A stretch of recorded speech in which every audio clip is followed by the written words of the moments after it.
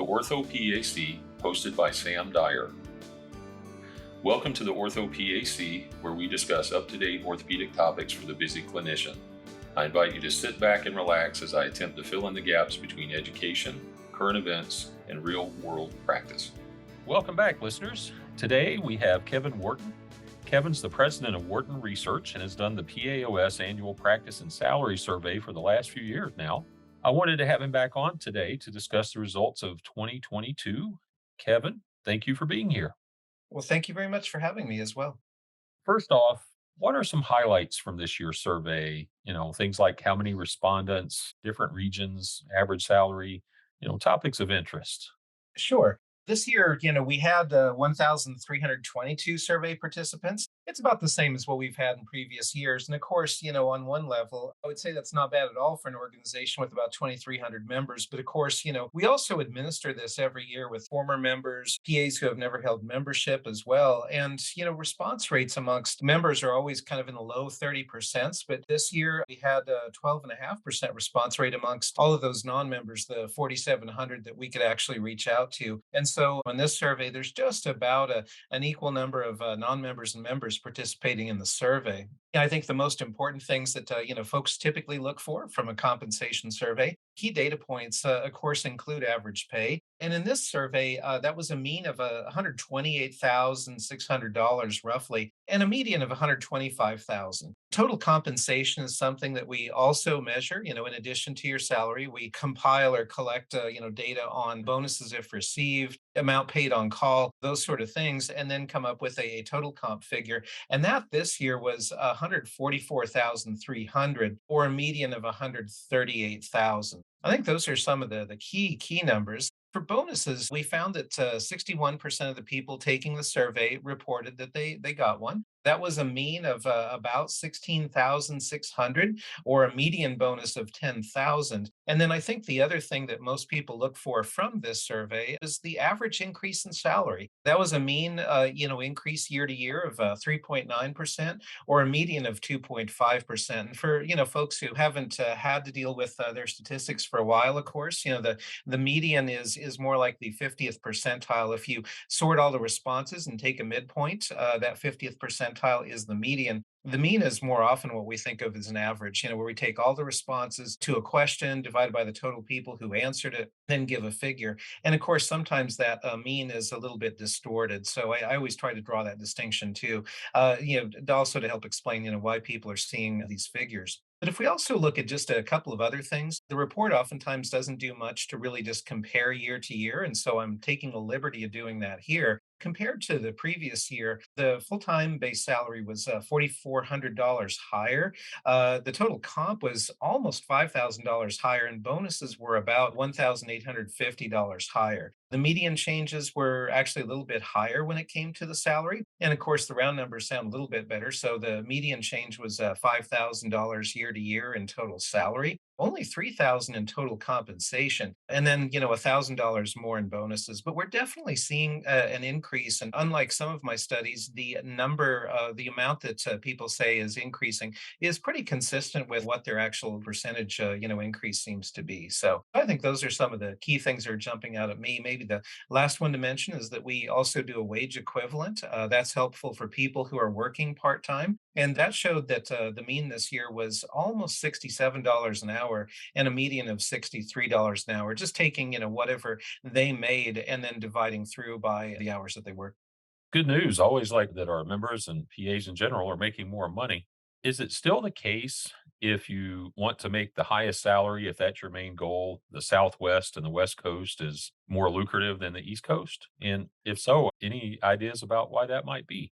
I don't know exactly what is driving that pattern, but as before, we do include a lot of detailed tables you're alluding to here. We look in some of them for regions by part-time and full-time. If we look at full-time salary in the Southwest, particularly, you're seeing an average or a mean of $147,000 salary, and in the Southeast, in contrast, which is the lowest paid of the six regions, you're getting paid an annual salary of $121,000. So basically, just to sort of do a ratio, if you live in the Southwest, your making about 22% higher salary than you are in the Southeast. I think that that very large difference could have some other factors that contribute to it. Might be a difference in terms of years of experience, size of the work setting, the actual work setting, sort of the mix that you're seeing region by region. But it is a very consistent pattern. But it's more, the Northwest is making considerably less than the Southwest, and so we're really seeing this more as almost like a Southeast versus Southwest U.S. pattern.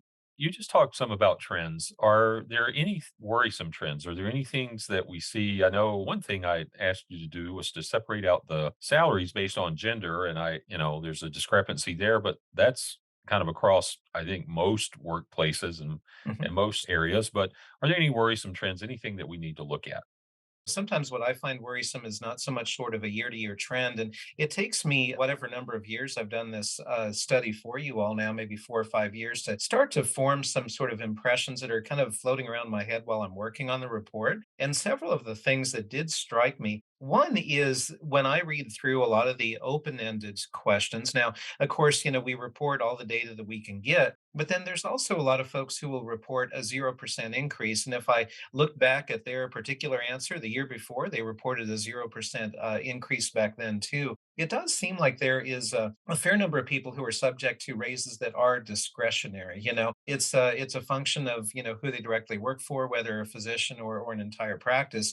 But that particular fact does strike me that there's a little bit of a depression in terms of how wages would be increasing. Now, of course, we know that wages and inflation are related. There's sort of a correlation and a causation there. But one of the things I find with many of my other clients is this year we're seeing 7 and 8% average increases, mean increases in salary. And that oftentimes reflects two different things. One is someone who remains in the same job and position and is able to leverage a higher salary through negotiations, through normal contracts and things like that, or they get a higher salary by voluntarily changing employers. Here, the fact that we are seeing a slightly higher percent, but not a much higher percent, would suggest to me that some people are not really able to take advantage of the current, marketplace and what should be flexibility and the opportunity to experience, higher salaries, in this particular year, which has been very unusual for compensation studies. And so I think probably those are the biggest things. One, again, being the sort of lack of autonomy that I'm hearing some people say when they are asked in open-ended questions to tell me. They're reporting that they haven't had an increase in X number of years since they've been there. And the other, of course, is the degree to which we're not really seeing much. And I think that starting next year, we will probably ask an additional question because we ask a lot about their work environments. We don't ask enough about, hey, which of the following apply to you? Did you receive a promotion or greater responsibility? Did you get an annual sort of cost of living adjustment? Did you voluntarily or involuntarily change employers? Because that can do a lot to explain the real percentage changes we're seeing here. And I think this time next year we'll be a little bit better equipped to also say, what is driving the relative higher pay or lower pay relative to what we're seeing with other sectors and other professions. So. I think that's great information. And for those of you listening, if you're involved in the salary survey and you haven't had a raise in a couple of years, this is your bargaining tool. This is invaluable for you to use as a negotiating tool with your employer. If you look across the universe of the PAOS members that participated in this, I mean, there's a high percentage of people that are getting more money. So make sure you're getting what you're worth.